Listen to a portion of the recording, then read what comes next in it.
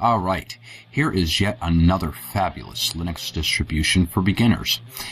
Now, I used to use Pinguy OS as my main operating system when 11.04 was popular. This brings some new things to the table. This has a customized GNOME shell and a few other little tweaks that Pinguy has thrown in. And this was a request from the developer, as well as somebody on my channel also wanted to see this. And this is his second beta release, or his final edition, I should say, because when Pinguy releases a final edition, it's still a beta. And we're looking at 13.04.2 right now on Spatry's Cup of Linux.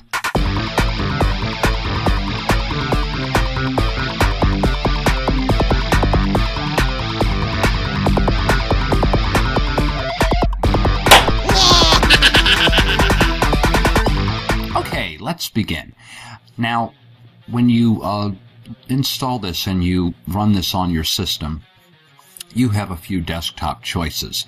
Today I'm just going to show you the main GNOME session, but he does have a fallback session that you could run, and if you wanted to enable Compiz, you could do that on the system.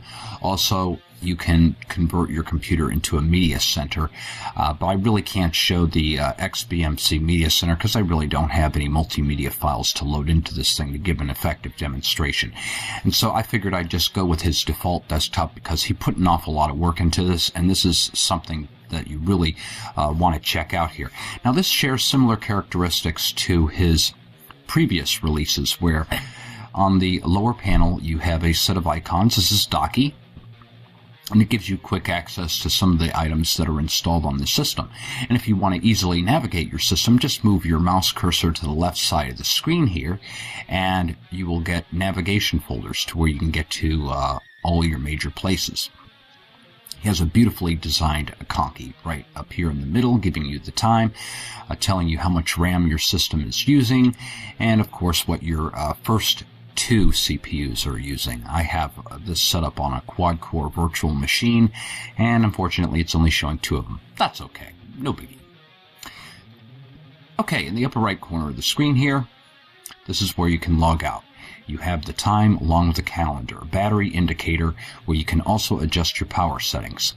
You also have your network access. If you click on these here, you can see a little bit better where it tells you how much battery power you have, and then a link to the settings, your calendar, very nicely laid out. Let's click this. This is where you can get your notifications, the settings. Okay, you also have a volume control here, and from here you can also control Clementine. Quick access to your email, Skype, Empathy, and XChat IRC.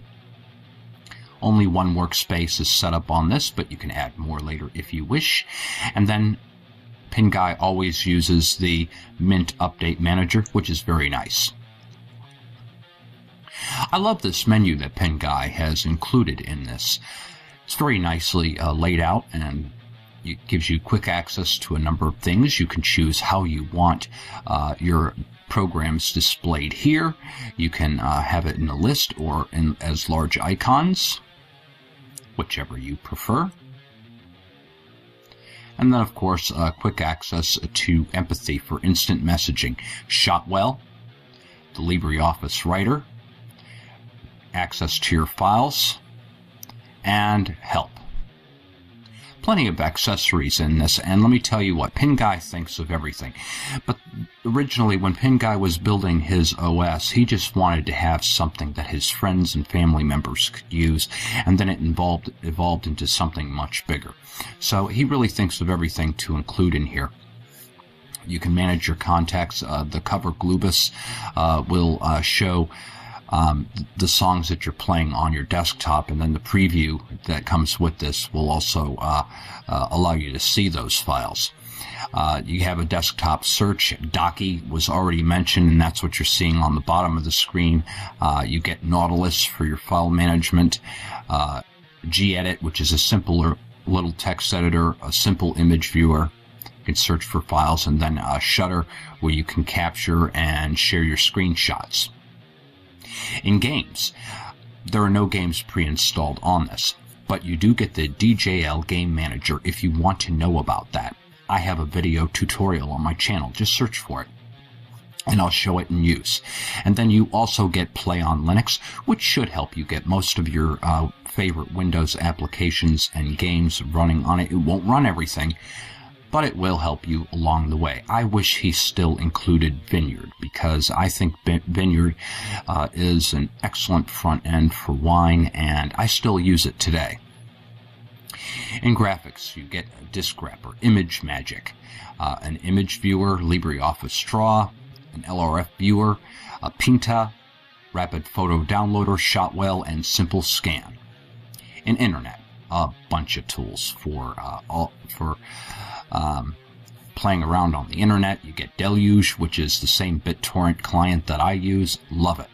You get Empathy, Firefox, Mumble, and if you log into the Linux distro community on Mumble, you never know. You might actually run into Pinguy there from time to time, and you'll also find him on IRC quite a bit. That's where I talk to him.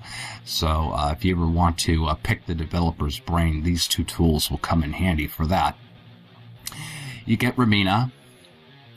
Skype comes preloaded with this, TeamViewer, which is great for if you have an issue with the system and you want to have one of your friends come in and remotely control your computer and fix that issue, or if you're going to fix somebody else's computer. This is the cat's meow. And the nice thing is about this is you can remotely access a Windows computer or another Linux computer or any computer that's running TeamViewer, so that's an added plus.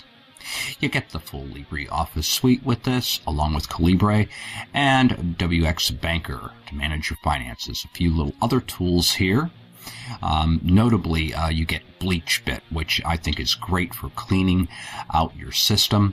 It is the Linux answer to the CCleaner or Crap Cleaner that's very popular in Windows. You get a disk burner, Brasero, and a few other things are mentioned in here twice.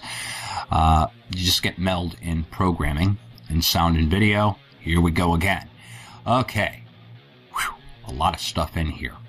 Notably, you do get Netflix Desktop. Haven't had a chance to play with that because I closed my Netflix account when I found out I couldn't run it in Linux, and I figured I'd just go to other alternatives. OpenShot Video Editor. Too bad I didn't see Blender installed with this, because that would be great for doing 3D titles. And then in the sundry you get Adobe Flash, a Decomp editor, very good for tweaking the system.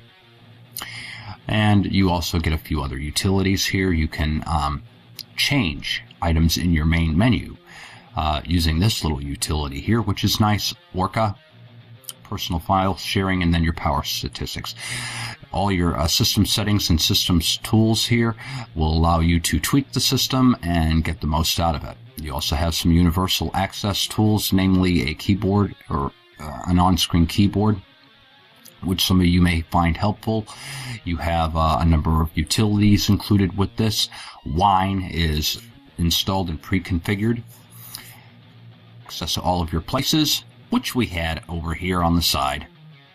Bookmarks can be added here, and then any recent files you access are available here. Great. Wish it had the pizzazz that his older versions had, but still, nonetheless, this is a tremendous effort, perfect for modern hardware.